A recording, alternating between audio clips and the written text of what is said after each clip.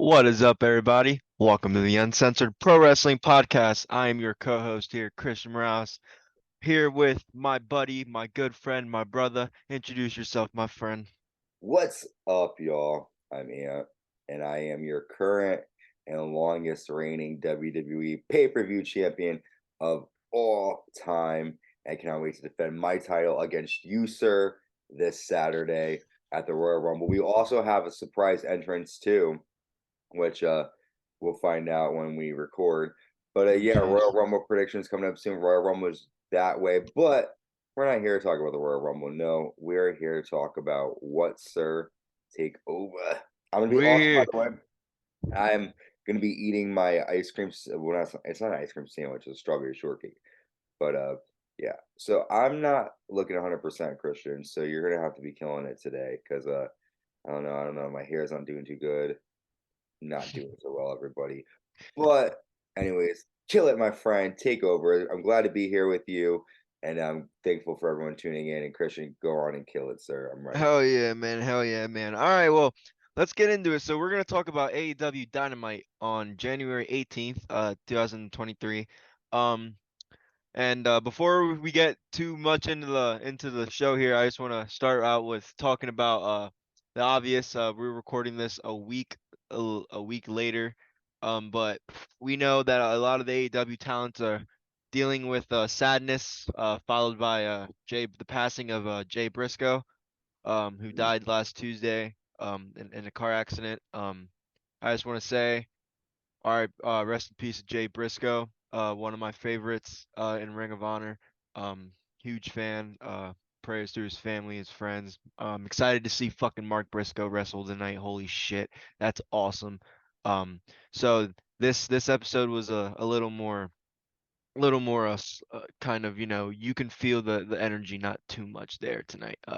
But let's start the show. So they're live. Oh, do you have something to say? Sorry. Oh no, I was just gonna say the same like you said. Rest in peace. That's all. Go ahead. Oh, okay. Sorry. No, So they're you're. live at the Save Mart Center in Fresno, California. Um, there was a graphic shown in the beginning to honor Jay Briscoe. Um, but it's Wednesday night, and you know what that means. Caliber welcomes us to the show with Taz and Tony Schiavone. The first match of the night. Sorry, I gotta take my headset off here. That's having technical difficulties, but this is the Uncensored Pro Wrestling Podcast. So it's okay. 1 second. Fresno, California. Okay. So you might not be able to see my face for a little bit, but that's all right. So we started off the Dynamite with the All Atlantic Championship match, Orange Cassidy versus Jay Lethal. This match was originally supposed to be on Rampage, but I'm guessing they just didn't put the match on Rampage. I don't know why, but I could have sworn it was supposed to be on Rampage. Um, but Lethal had a Briscoe on his left arm to tribute to Jay. Um, I'm happy, they did that, well, we'll talk more about that later, but let's talk about the match. They exchanged moves to start the match with Cassidy getting a pinfall attempt for two. Lethal punches Orange off the apron to the floor.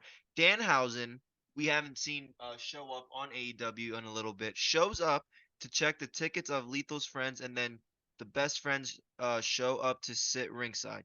Lethal was on the floor for about 45 seconds with the referee not counting him out. They never fucking do this. I don't know why.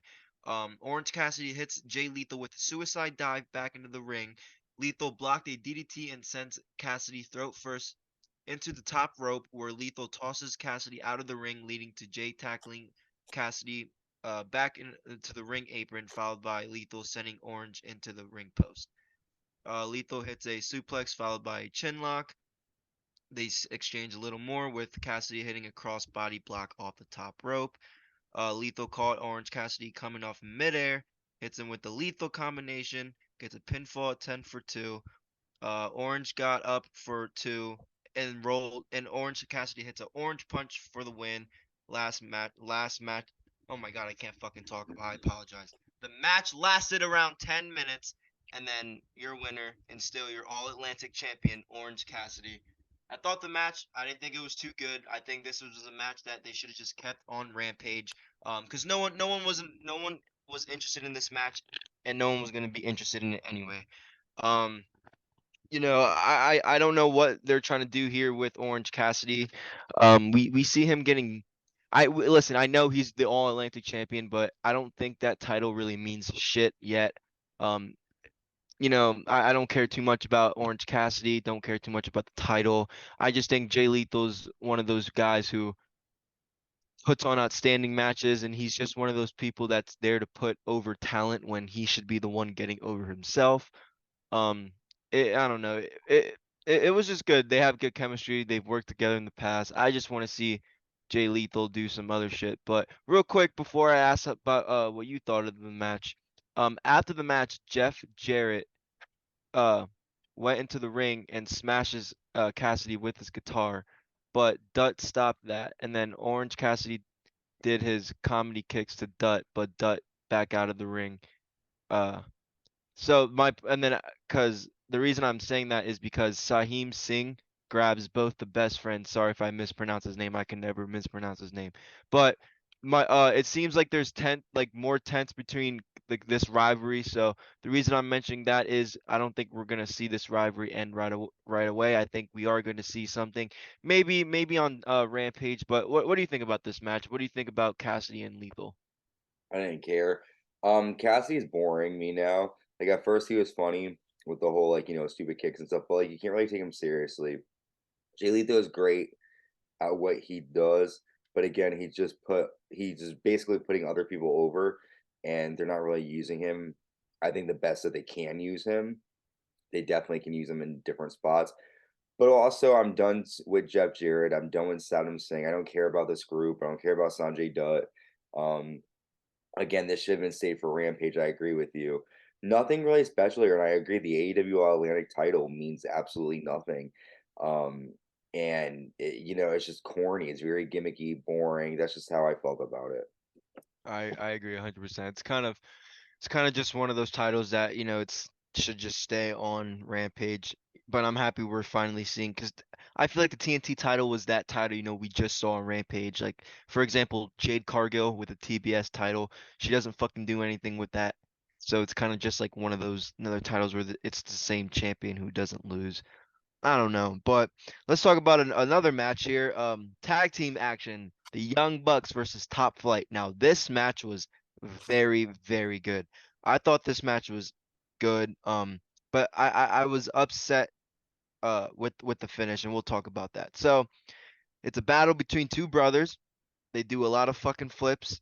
Uh, they both teams like to do that. So we saw that in the first 30 seconds of the match, and then Nick Jackson tags Matt in, and Darius hits a bulldog trip combo.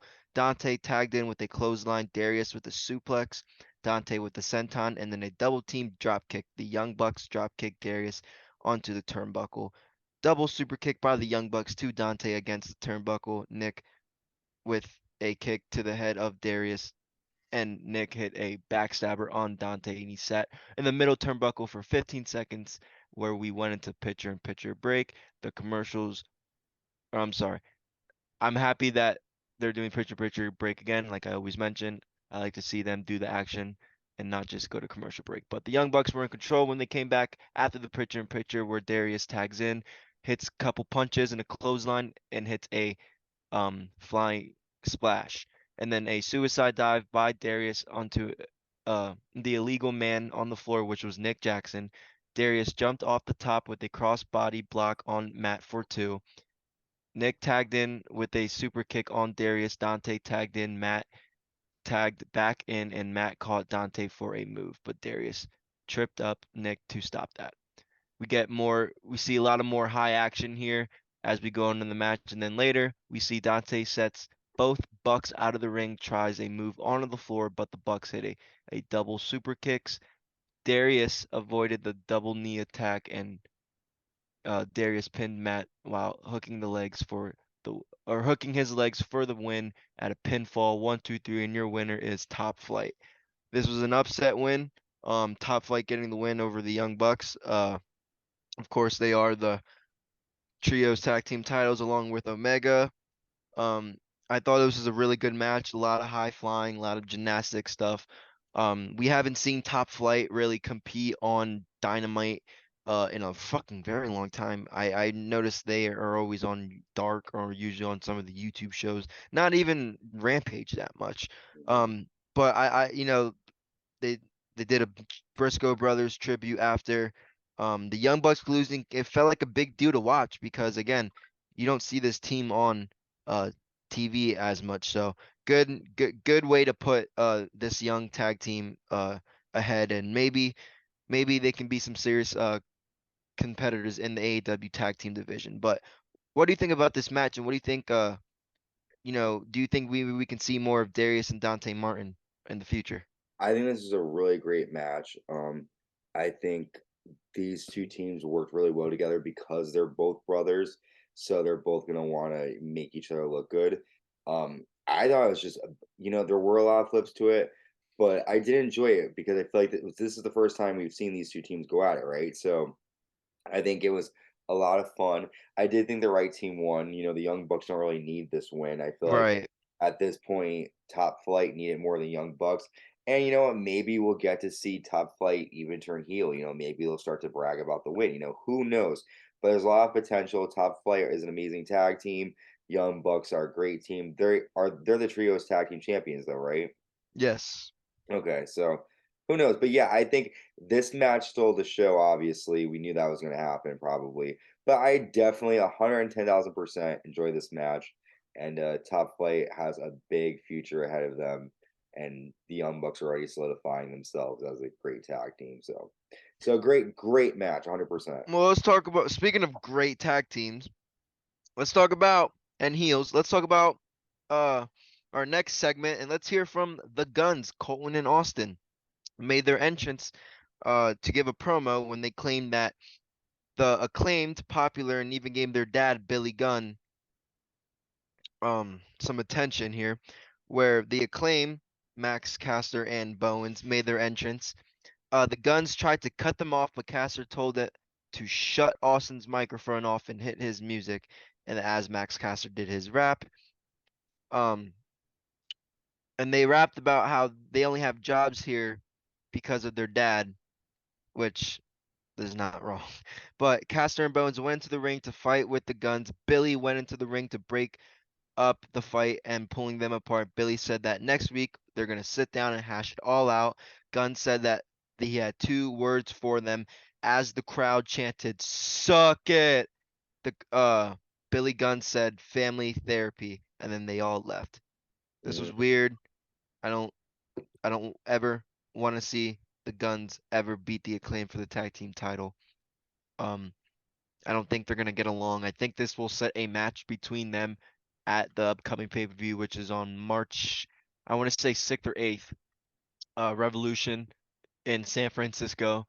I do think that's it maybe, I don't know. We see these teams feuding a lot. It's always usually corny. We see these two teams usually talk more like do more of the talking and less of the wrestling.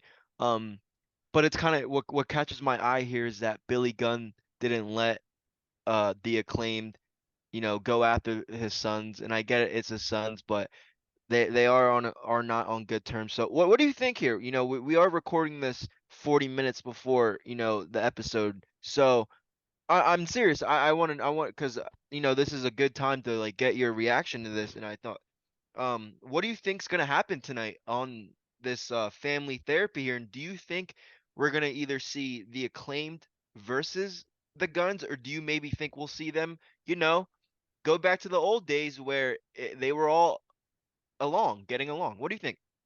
Do you think this Um, is weird? I think it's weird, but I have a feeling we might get like a swerve with Billy Gunn turning on Acclaimed.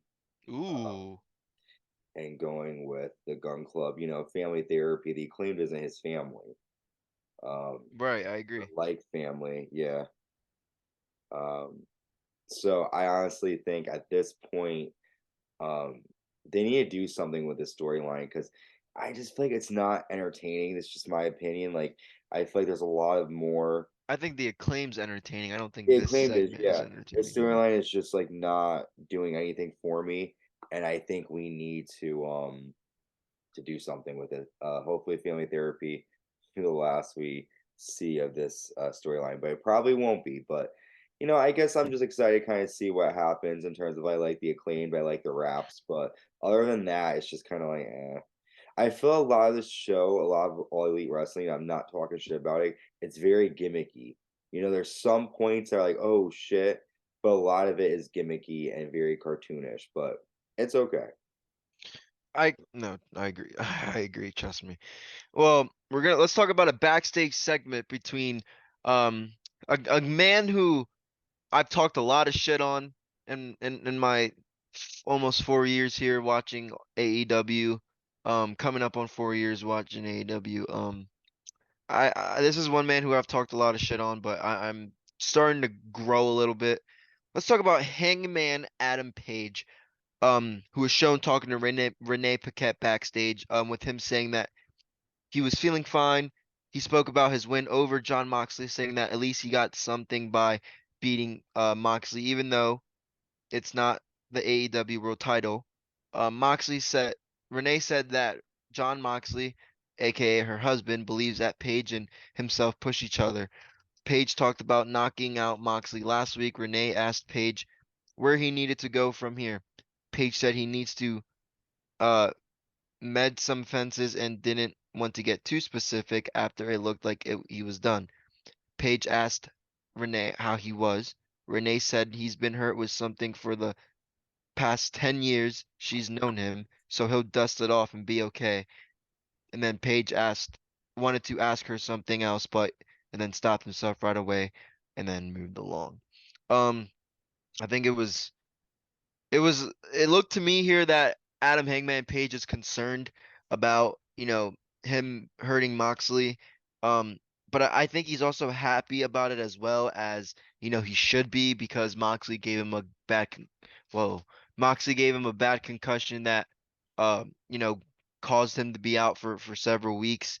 Um, but I just think they're just gonna do a rematch at Revolution if they can fucking wait, which I hope they do. But what do you think about the segment here with Hangman Adam Page? Nothing too much, but do you want to see him maybe do another match with Moxley at the next pay-per-view, or are you kind of Well, just over this whole thing? I liked it because I was kind of confused. I didn't understand like what Paige like wanted to say. Was he looking to make amends? Was he looking to challenge him again? Is this all Paige's plan to kind of like fuck with John Moxley? I don't know. It left me with a lot of different questions. I wouldn't mind seeing a rematch between the two at Revolution, but I don't know what's gonna happen. I have a feeling like Paige is gonna want to tag team with Moxley. I don't know. It's weird the way he went about it. He asked her like, is he okay? And it looked as if he was gonna say like, can we talk? And I don't know, but yeah. Would you think they would be a good team? No. No, not Okay. at all. I do not. That'd be bad. Um, let's talk about let's speaking of teams though. Let's talk about well, not really teams, but you'll see why I see teams in a second. Let's talk about Ricky Starks versus Jake Hager of the Jericho Appreciation Society, where he makes his entrance with Chris Jericho joining the commentary for his match. Starks took Hager's hat early on, and then Starks walked to the ropes until Hager caught him in his arms. Ricky Starks sent Jake Hager out of the ring. Then Starks got a hold of, excuse me. Oh, fuck, I had a burp. I apologize. I apologize. Jake Hager put his purple hat on again as he sent Ricky Starks into the barricade. They went to a pitcher and pitcher where they came back and the match continued with Ricky Starks hitting a springboard crossbody block onto Hager, followed by a clothesline. Hager with a double boot to the face. Hager with a Hager bomb that missed for a 2 count. And Starks hit a tornado DDT off the ropes for a 2. Um, Menard and Angelo Parker, Matt Menard and Angelo Parker tried to get involved in the match. Um, fuck. I apologize. They tried getting involved in the match. Starks managed to outsmart them both, and then Starks hits Hager with a spear for the win. After 1, 2, 3, and the match lasts about another 10 minutes. I just thought this was I knew Ricky Starks was gonna win this match. He's getting a big push here. I don't understand because he did lose the AEW World Title, but I know he wasn't gonna win against MJF. Um, but I don't know. Maybe they can push Hager. Maybe Hager should just do the MMA. Because he's being booked here. He's losing every single match he's in. Mhm. Um, they only showed. Holy shit! Why do I have to burp? I apologize. I apologize. But they only showed half this match, like in regular matches, and they showed like majority of the match in picture in picture. So this match was I didn't care about it too much as I loved Ricky fucking Starks. Um, Jericho on commentary is cool as always. He's funny. This match just looked kind of stupid in my opinion. What do you think?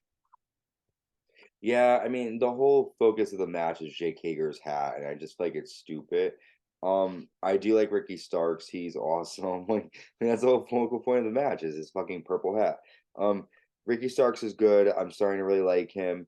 Again, like you said, you knew Ricky was gonna win this. There's no, chance of him losing. But again, it's like these matches happen. There's no aftermath to it, so it's just kind of like, okay. So again, I like Ricky Starks, but kind of pointless. Just another way to kind of put him over against someone like Jake Hager, who you kind of know he's gonna lose against. I Um, agree. Jake Hager, man, and I don't mind him. Like he's good on the mic. His lips is a little gets annoying, but you can't help that, obviously. But I think he's good on the mic. But real quick because this isn't anything we're gonna talk about. I just want to mention because I have an obsession with this man. A video aired about Adam Cole announcing his return to action last week on Dynamite after dealing with a concussion. So happy to see Adam Cole back. Real quick, or what do you think about Adam Cole coming back here? Are you excited? Who do you want to see him fight first? I well, want to see him fight. Uh, I don't know. We kind of left. I want to see him fight Kenny Omega. okay. I I'm happy to see. Um, I'm definitely happy to see him, Adam Cole back because he's one of my favorites. So I'm happy to see him back. As far as opponents, if he's gonna be a good guy, I kind of want to see him fight like a Kenny Omega, maybe like a Pac. Um, Ooh, Aleister that'd be a good Black. I match. know he That'd had a be a great good match. I'm sorry, Malachi Black. I know he had a great match with Malachi Black in NXT. Um, I don't know. I kind of want to see him come back though with his faction. Like I know he's a good guy, but Adam Cole I think is Well, much you gotta better think with his. about his faction. One member of his faction's hurt. One member of his faction's not even with the company anymore. Oh yeah, that's right, Bobby. Fish isn't even. Yeah, he's either an Impact or he's doing MMA. One of the two. Connor O'Reilly's fucking been hurt. He has had like some major surgery, and it kind of sucks because all three of them got hurt at the same time, and they left off Mm. with them turning on the elite. So it kind of I don't think we're ever gonna get to really finish that storyline, and it was just starting. But it's whatever. I'm happy to see Adam Cole back. But after we talk about this segment here, we're coming up on our first break. But real Mm. quick before we talk about our next match here, there was a backstage interview by Tony Schiavone with Jericho Appreciation Society members Chris Jericho, Sammy Guevara, and Daniel Garcia. Chris Jericho challenges Ricky Starks to a tag team match next week on Dynamite with him and Action Andretti, with Jericho teaming with Guevara. That led to Garcia saying he wanted the spot. Sammy said that Garcia could have it if he beats Andretti on Rampage. They agreed to it. Sammy also gifted Garcia some leather pants. Spoiler alert, because I don't give a fuck, because we're recording this 30 minutes before the show, and no one gives two shits about Rampage. Danny Garcia did not win the match. Action Andretti won.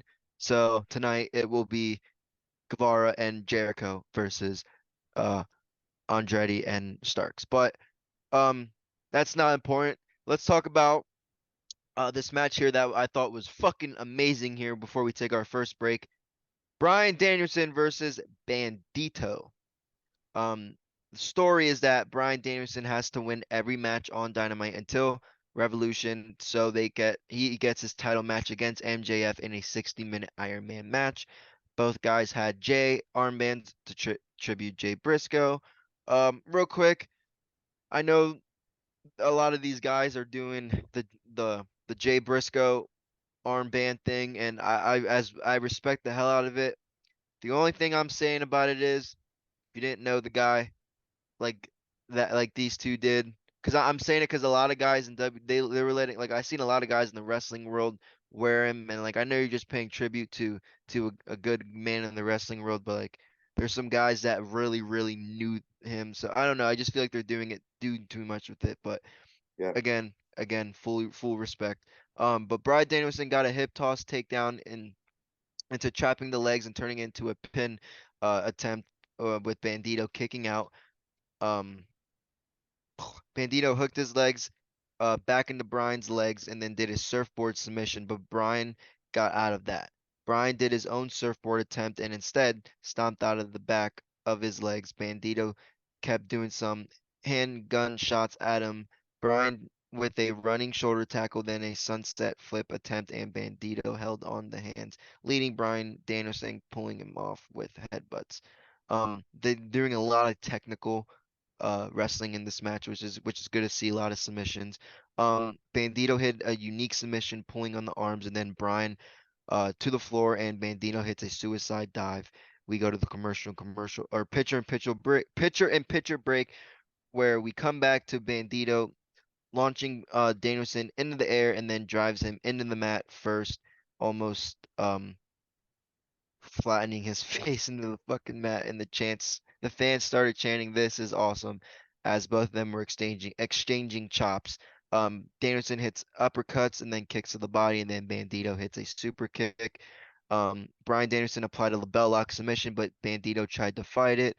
Bryan Danielson kicks Bandito in the chest repeatedly with the C, which means yes, but he's kind of just mocking Bandito. Bryan hits Bandito over the top to the floor, followed by Bryan hitting uh running boots to the chest. Bandito hits a fallaway slam off the top with Bandito landing on him, and then hits a super kick, and then Bandito tried to move, but Bryan got a knee to the face. 1, 2, 3. Bryan or Danielson wins the match here. I thought this was a really long match, but it was amazing. Amazing. Bandito did a fucking hell of a show. Did a hell of a performance, excuse me. I thought it was better than Bryan versus who did he fight last week? That New Japan dude he fought last week. I thought it was better than that one. He did better than that one.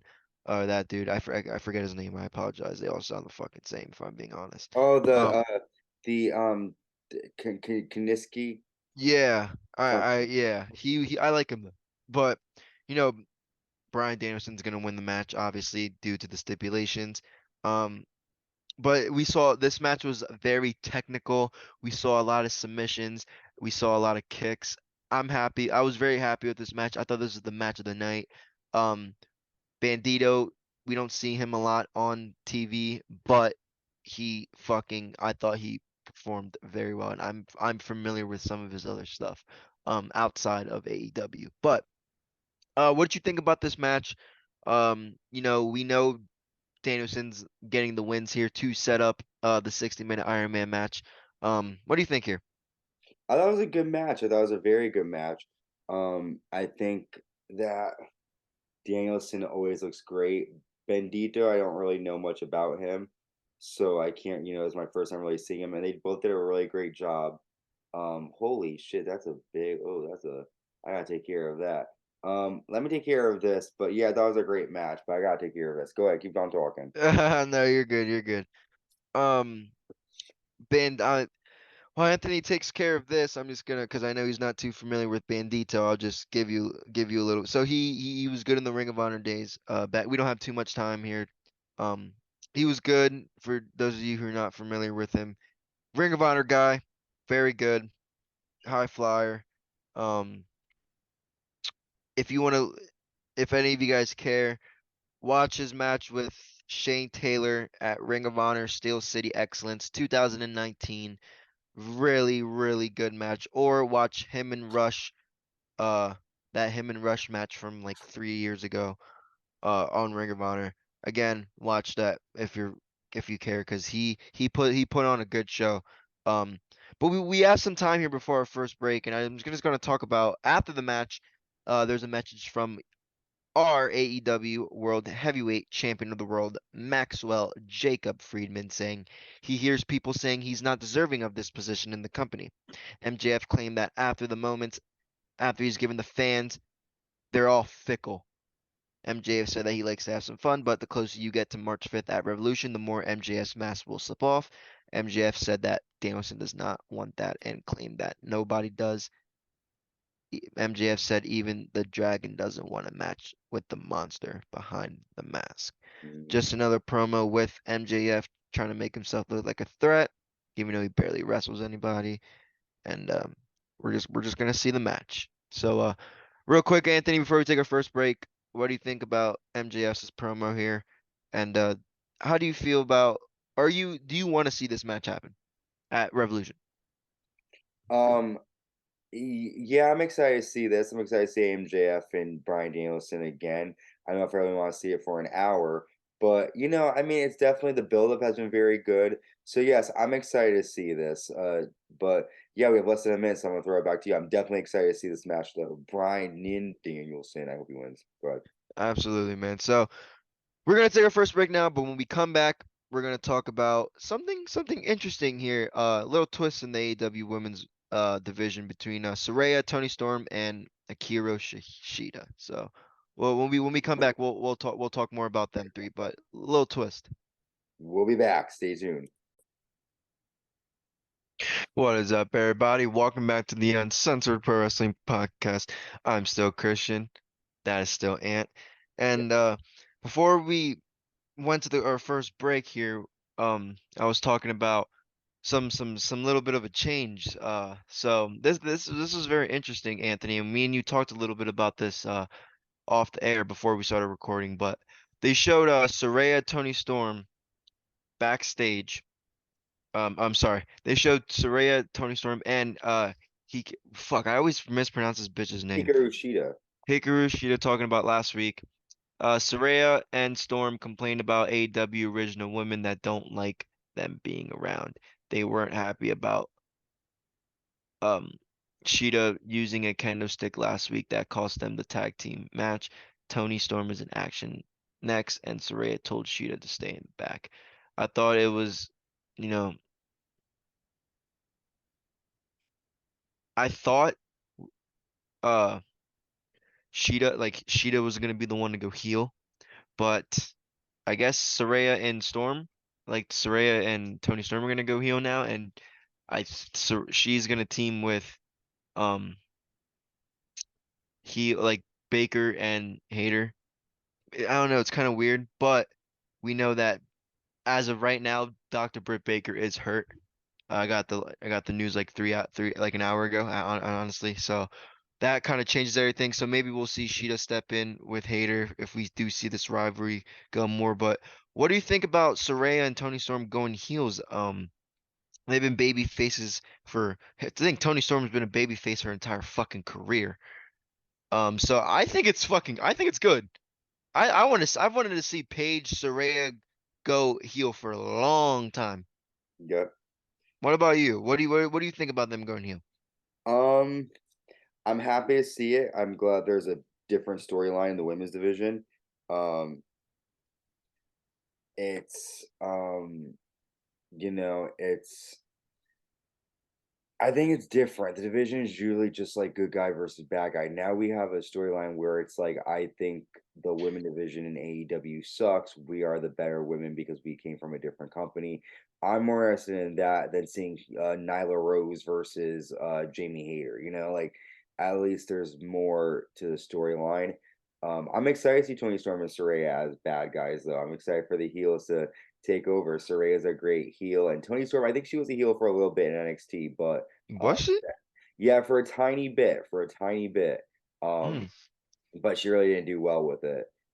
But yeah, so we'll see. I mean, I think she'll probably do better now that she has her own opportunity, her own voice on AEW. But I'm excited to see these two girls go heel. And yeah, Britt Baker, she's a homegrown AEW girl, so definitely take a shot against them. So yeah, that's what I think. Nice. I don't know. I don't know. We don't see too much with them, but well, we are gonna see. I did mention that Toni Storm was in action, and she is up in action right now with Saraya versus Willow Nightingale. Willow Nightingale was in control with a shoulder block, a belly to back suplex, and a flying cross body. Toni Storm was frustrated, so she slapped and kicked the shit out of Willow Nightingale, which forced her to go down. Toni Storm did a running hip attack to knock off Willow off the apron to the floor, where Shida went to the ring with a kendo stick as Storm sent Willow Nightingale to the barricade where they went to the picture-in-picture break. Willow Nightingale was in control with two straight splashes into the corner with a lariat and a kick. Willow hit Storm with a spine buster for a two. Willow hit a drop kick for middle rope. Storm avoided a corner charge and Storm hit a hip attack in the corner. Willow got a roll up for two after she hit the DDT. Willow bounced off the top ropes with to knock Toni Storm down. Willow Nightingale hits a cannonball into the corner for a 2 count. Saraya then goes up into the apron, and Toni Storm hits a roll up of death on Willow Nightingale for a pinfall. 1, 2, 3. It sucks. I thought this match sucked. It was a cheap ending by Toni Storm. We saw Willow Nightingale take so much control of this match. She looked so good. She looked probably one of the best I've ever seen her in a long time. Match wise, she wrestled really good. Saraya and Toni Storm not liking the AEW original women. It's kind of stupid. You don't get to just come into a new company and just say this is your house, your house. Um, you know, Willow Nightingale, Toni Storm, or not Toni Storm, Willow Nightingale, Jamie Hayter, Britt Baker, Nyla Rose, Mm-hmm. like those are the AEW originals right there. Like you can't. And post match, Saraya attacks Willow Nightingale from behind, and Toni Storm join her when then Ruby Soho makes the save. Um, again, Ruby Soho's not a AEW original either. But it's still cool to see her, not be a heel. Yeah. Um, but it was just a heel turn. That's all it was. My question to you is, what's next here? Do you think, because we know that Jamie Hayter has the championship, but we know this is kind of a team rivalry thing. So, do you think Jamie Hayter defends her championship? What do you think? What's gonna happen here? I don't know what's gonna happen here, Um. if I'm being quite So honest. I agree with you. I don't know what's gonna happen here, but I do think that Toni Storm, there's obviously gonna be someone who is a former wrestler outside of AEW that's gonna side with the AEW women, that being Ruby Soho. But there's gonna have to be someone else to group up with Saraya and Toni Storm. So I wonder who that is. You're going to see Jamie here and Toni Storm again, and maybe eventually down the line you'll see Saraya and Toni, or I'm sorry, Saraya and Hater. But I just don't think Saraya is ready for that yet. But I do think we'll get another Storm versus Hater because it's going to be, group versus group. But yeah, I'm excited for that. I'm excited to see what's going to happen with the ladies in AEW. Finally, they're getting some sort of prominence in my eyes, at least. Oh, my mic was muted. No, I agree. Um, I just don't know what's next here. We don't have an AEW like women's tag team titles. Don't get any fucking ideas, Tony Khan. Don't do it. We already have enough pointless titles.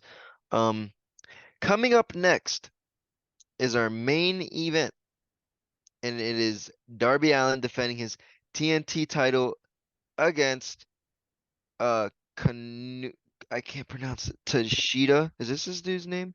I can't pronounce this fucker's Kushida. name. I'm not. I'm gonna be honest. This is one New Japan guy I'm not too familiar with. Kushida Um, was in NXT for a he was while. in NXT. What was he? Yeah. I thought he was a New Japan guy. Oh, I don't remember. But did he have another name? No, he was Kushida in NXT too. Oh shit. I'm the wrestling. My wrestling brain just took a shit. But anyway, Kushida was making his AEW debut. Um, He's a small guy.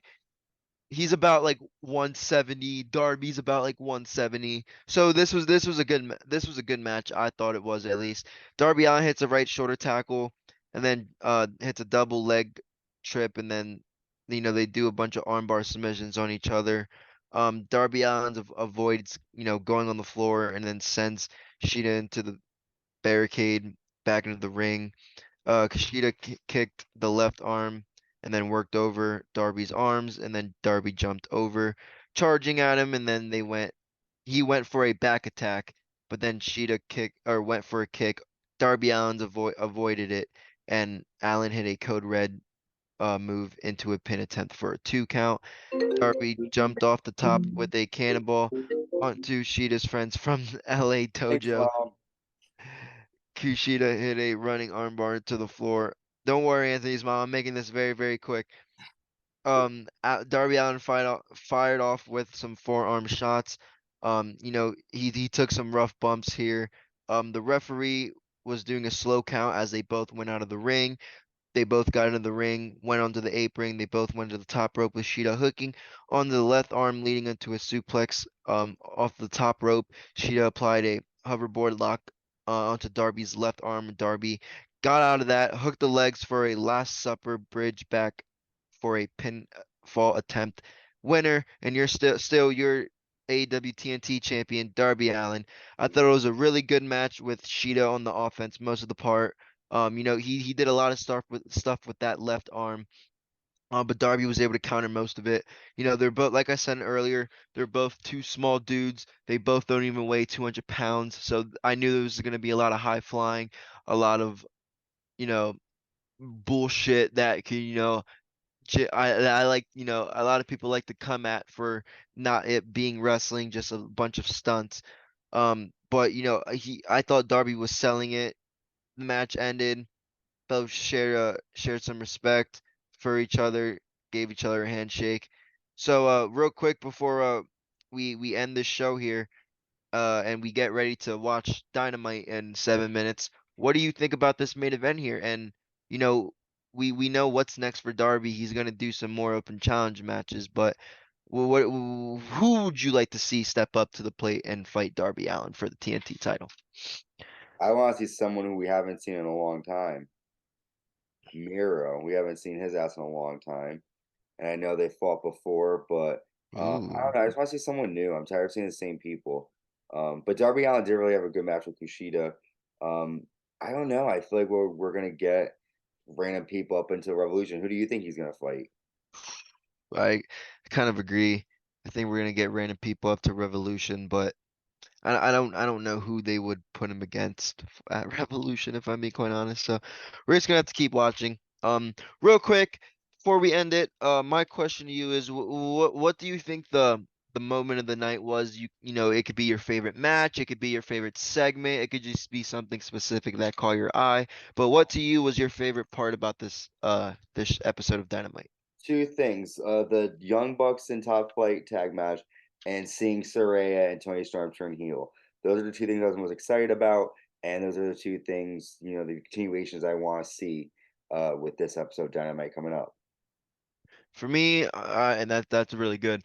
I'm gonna say Bandido versus Danielson. Like I mentioned, I'm very familiar with Bandido from watching his old Ring of Honor days. So happy to see him have a good match. Not just a good match, but having a good match with one of the best fucking technical wrestlers in the world, Bryan Danielson. So this was a good Dynamite. We're 25 days in. Uh, this is the tonight is the last Dynamite of the month. So I think so far, in 2023, so far I think AEW is doing really well. I just hope they continue to do a little bit more better on these storylines and a little bit better booking this year. See more of our champions, maybe get rid some of championships. Um, but real quick, Anthony, my final question to you is, what do you think? Do you think this last month has been good for AEW so far at the start of 2023? And are you excited to see what they're gonna do, for the remainder of the year? And we're not even, like I said, we're only a month in. We have a big pay-per-view coming up in 2 months. Well, what do you think here? Are you excited for the future of AEW? I like this year so far. Every Dynamite has, there's been a match or a moment that's been really good. So I like that. I'm excited for AEW, with Vince McMahon back in WWE. Who knows what that means for that company? But AEW is going strong. They're building up their own empire. And I'm just excited to see what's to come. There's a lot more happening. We got Revolution coming up, like you said, in 2 months. I'm excited for this week in wrestling because we got the Royal Rumble this Saturday. I know it's WWE. I almost dropped the title. I will defend my WWE pay-per-view championship because I am the greatest WWE pay-per-view champion of all time. I am the hot commodity, and I will defeat you gladly at Royal Rumble. And we have a promo battle coming up on Monday Night Raw, so get ready for that. We do. Well, hey man, this concludes our AEW Dynamite recap. Anthony, I just want to thank you for allowing me to do this, my man. Thank you for having me on the show. Thank you for joining me. We got some good stuff coming, like he mentioned, like we talked about Royal Rumble coming up this Saturday. So we got our predictions coming up, so stay tuned for that. But thank you guys for listening. Thank you guys for watching. Stay safe, everybody. Have a good one. Stay uncensored. Bye, everybody. Yes, stay uncensored. Bye, guys. Be safe. Thank you. Thank you, Christian. Bye, guys.